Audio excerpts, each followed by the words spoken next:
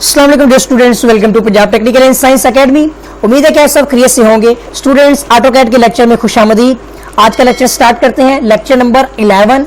आज के लेक्चर में मैं आपको जो है सिखाने जा रहा हूं कि हम अरे की कमांड किस तरह से इस्तेमाल करते हैं। आप सोच रहे होंगे कि अरे क्या चीज होती है।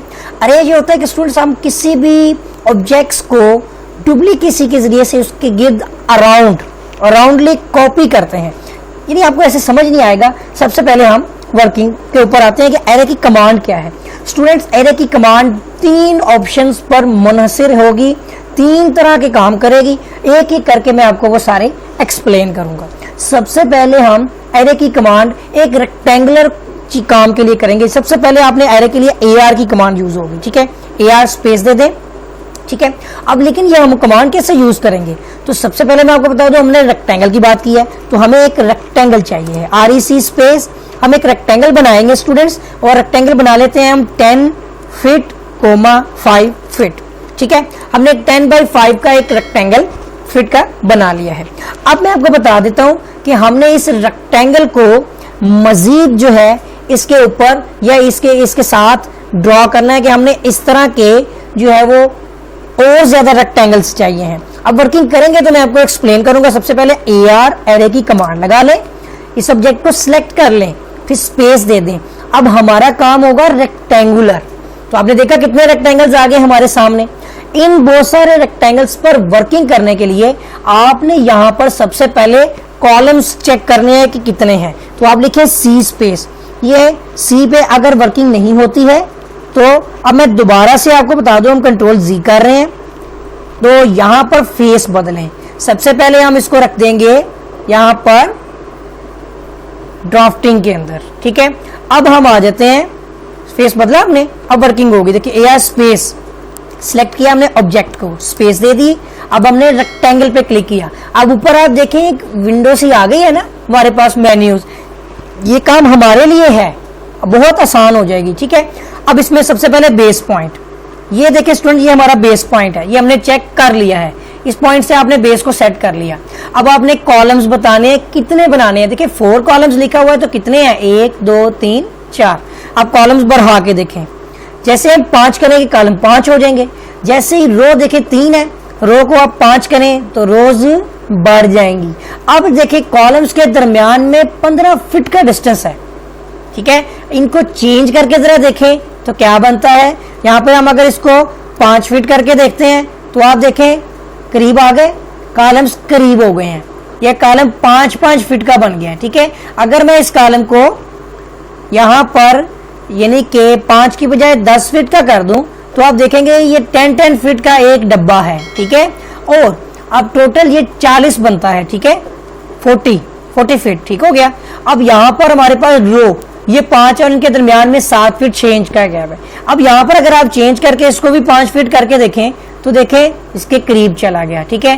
5 फीट की बजाय अब 5 फीट का अगर वो है तो अगर यहाँ से 6 फीट करूंगा तो मुझे 1 फीट का डिस्टेंस मिलेगा। देखें 6 फीट किया तो ये 1 फीट ऊपर हो गया, यानी ये गैप जो है 1 फीट का, डब्बा 1 फीट का और ये गैप 1 फीट का, तो इन दोनों के दरमियान में 1 फीट आ गया।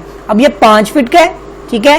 कॉलम के दरमियान में 10 फीट लिखा हुआ है, टोटल ये 40 है, ठीक है। यहां भी अगर आप इसको 15 करें तो ये देखें इसके दरमियान में भी गैप आ गया, ठीक हो गया। तो इस तरह से इनके दरमियान में आप जो डिस्टेंस जो होता है वो आप इनके बिटवीन में जो आप दे सकते हैं। ये देखें कहां से कहां तक है, ये यहां से लेकर इस एज तक है। ये देखें आपको ये डायग्राम भी बता रही है। ये इस सर्कल के रेक्टेंगल के शुरू से लेकर दूसरे रेक्टेंगल के शुरू तक का डिस्टेंस जो है वो 15 फीट है, ठीक है। और इसी तरह रो में भी आप देखें तो वो रो जो है वो बिटवीन 2 रेक्टेंगल्स 1 फीट 6 फीट, ठीक है ना। लेकिन नहीं, ये हमारे पास है यहाँ से यहाँ तक। अब यहाँ पर आप देख सकते हैं ये टोटल बताया है उसने, रेक्टेंगुलर टोटल बता दिया यहाँ पर 24, क्लियर हो गया। अब यहाँ पे 6 फीट है, यहाँ पे इसको चेंज कैसे करेंगे। अगर ये 5 फीट है, ठीक है, तो यहाँ से इस तक का डिस्टेंस 5 फीट और 6 इंच हमने फीट लिखा था, तो यहाँ पे आप देखें ये बिल्कुल ठीक है। लेकिन अगर ये 5 फीट है तो इसको हमें 6 फीट लिखना चाहिए, ठीक है। तो यहाँ हम इसको 6 फीट लिखेंगे तो ये देखें कहाँ चला जाता है, ये चढ़ गया ना, इसके ऊपर आ गया। तो इसका मतलब है कि हमें इसका डिस्टेंस ज्यादा लिखना है, 12 लिख के देखते हैं कितना आता है। ठीक है, तो ये देखें, इस पर क्लिक किया, 12 लिख दिया, फिट, और अब आप देखें हो गया ना करीब। तो 12 के बाद और भी इसको जरा करेंगे कि 5 और 5 10 और 1 11 लिखना चाहिए हमें। तो 11 लिखेंगे फिट में, तो देखिए कितना होता है, ये आ गया दोनों बराबर। ठीक है ना, 1 फीट का गैप आ गया। अब स्टूडेंट ये था हमारा एरे रेक्टेंगुलर। एक चीज रह गई है, अगर आप एसोसिएटिव पे क्लिक कर देते हैं तो ये आपके सारे के सारे इकट्ठे हो जाएंगे। लेकिन अगर आप इसको एसोसिएटिव नहीं रखेंगे तो आप देखें ये एक एक बॉक्स आपका सेपरेट है। मैंने इसे आपको बता दिया है। ये था स्टूडेंट एरे रेक्टेंगुलर। उम्मीद है कि आपको ये रेक्टेंगुलर एरे जो है वो बनाना आ गया होगा। अब नेक्स्ट चलते हैं इसके अंदर कि हम किस तरह से जो रेक्टेंगल बनाते हैं किसी पाथ के साथ। ठीक है ना, पाथ मतलब जानते हैं ना आप, जो कर्व्स होती हैं, मतलब कोई रास्ता होता है। देखिए सबसे पहले हमारे पास एक रेक्टेंगल है। ठीक है, वो हमने बना दिया 2 फीट 1 फीट का, 2 बाई 1 का एक रेक्टेंगल बना लिया। ठीक है, अब इस रेक्टेंगल के गिर्द हमने एक लाइन लगा दी। मैं आपको एसपीएल की कमांड से बताता हूँ, वो ज्यादा मजेदार होगी। एसपीएल की कमांड लगा दें, यहां से एक इधर कर्व आएगी। ठीक है, ये इस तरह से मजेदार होगी क्योंकि आप देखेंगे कि ये कहां बनने वाली है। ठीक है, ये कर्व आ गई है। अब मैं आपको बताता हूं, हमने एरे लगाना है AR स्पेस, उसके बाद हमने अपना ऑब्जेक्ट सिलेक्ट कर लेना है, फिर स्पेस दे देनी है। अब हमारी कमांड है पाथ वाली, तो P स्पेस कर दें। तो अगर नहीं है तो आप पाथ पे ही क्लिक करें, PA लिखना है। ठीक है ना, P की कमांड में पाथ और पोलर दोनों है, तो PA लिखना है। दोबारा से देखें, AR स्पेस। ठीक है, तो select the object space PA space, उसके बाद आपने पाथ लेना है। तो ये देखें, ये हमारा पाथ है। देखिए इसके ऊपर स्टूडेंट्स कैसे बन गया। अब यहां पर आ जाए तो यहाँ पे नंबर्स नहीं शो हो रहे, आइटम्स मैंने नंबर्स के लिहाज से बनाने थे। यहाँ पे ये डिवाइड हो रहे हैं, मेजरमेंट्स के हिसाब से है, तो आप इस पर डिवाइड पे रख दें। जैसे ही डिवाइड पे करेंगे तो नंबर्स आ जाएंगे। नंबर्स में चाहता हूँ यहाँ पर हो जाए 20 हो जाए, तो देखें ज्यादा हो गए ना स्टूडेंट्स, ये 20 हो गए हैं। आप बढ़ाकर और ज्यादा कर सकते हैं, और फिर रोज देखें 1 है 2 कर लें, इनके ऊपर एक और बन जाएगा।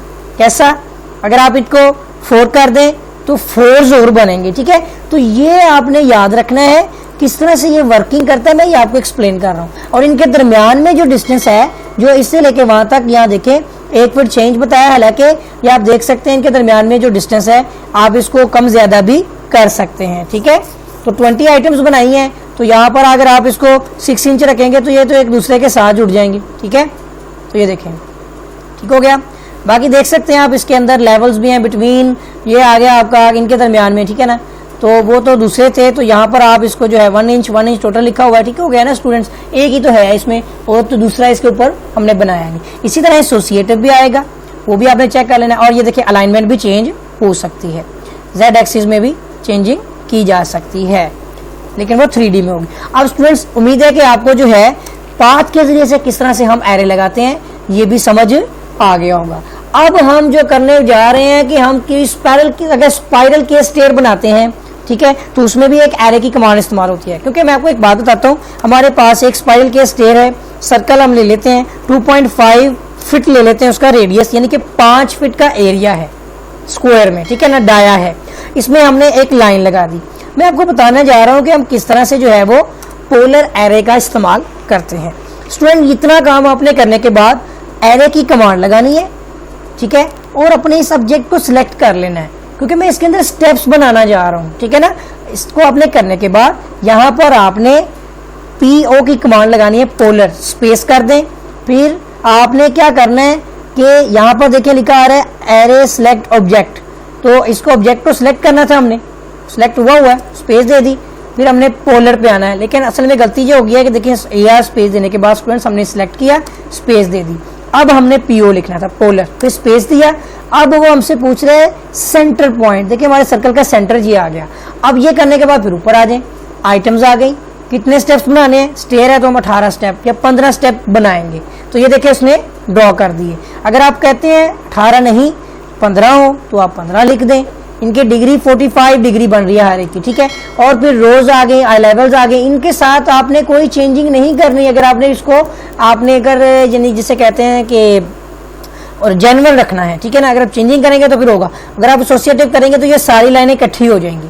आप एसोसिएटिव खत्म कर दें तो ये इकट्ठी नहीं होगी। दूसरा, आप इसको रोटेट कर सकते हैं, ठीक हो गया। और डायरेक्शन भी इसकी चेंज की जा सकती है, ठीक है ना। ये देखें हुई ना चेंज, तो इस तरफ डायरेक्शन करना है, ना कि हम ऑपोजिट कर लें, ठीक है ना। ये नीचे की तरफ आ जाएगी तो हमारी डायरेक्शन ऊपर की जानिब होगी, ठीक हो गया स्टूडेंट्स। तो फिर आप इसको सेलेक्ट कर लें तो ये आप देखें एक एक करके आपके ये स्टेप्स बन गए हैं। तो इंशाल्लाह इसके ऊपर मैंने एक वीडियो बनाई भी हुई है स्पाइरल के लिए, केस स्टेयर की, कि किस तरह से हम बनाते हैं 3D में। सबसे पहले तो हमें यही वर्किंग करनी होती है। तो स्टूडेंट्स ये थी हमारी एरे की कमांड। मैंने आपको इसमें एक्सप्लेन कर दिया किस तरह से हम एरे की कमांड इस्तेमाल करते हुए किस तरह से जो है वो रेक्टेंगुलर हो, चाहे पाथ में हो, चाहे पॉलर हो, हम जो है एरे की कमांड का इस्तेमाल करते हैं। तो उम्मीद है कि स्टूडेंट्स आपको जो है इस लेक्चर की समझ आई होगी। और अगर आपने मेरा चैनल सब्सक्राइब नहीं किया है तो मेरे चैनल को फौरी सब्सक्राइब कर लें और बेल आइकन पर क्लिक कर लें ताकि आपको न्यू अपडेट्स मिलती रहें। तो मिलेंगे कि नए लेक्चर के साथ, तब तक के लिए अल्लाह हाफिज।